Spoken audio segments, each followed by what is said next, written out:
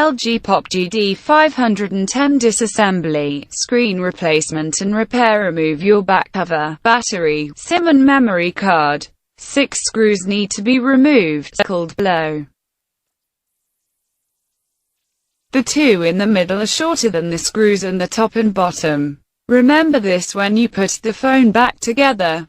Lift the battery compartment from the points shown below. Then carefully pry it away from the phone.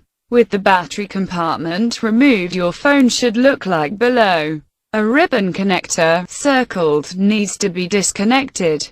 It attaches like a plug and socket. Just lever this up to unplug. Now lift the circuit board up and you'll see another ribbon connector that needs to be detached, circled. Again. This attaches like a plug and socket. Just lever it away from the circuit board to unplug. Once you have disconnected the ribbon in the previous stage,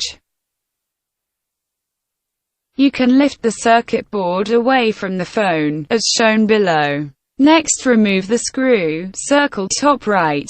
You can now lift the large metal part away from the phone. Start by levering it from the point circled in blue. Lift the metal part over and your phone should look like below.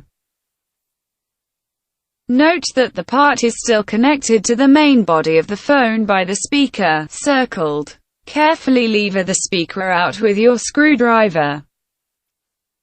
The speaker is held in place with double-sided tape and should come out quite easily.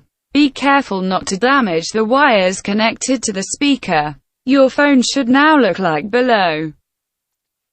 To remove the LCD screen, lever it out of the front cover from the points shown. You should now have the LCD screen removed. Reverse the whole procedure for reassembly.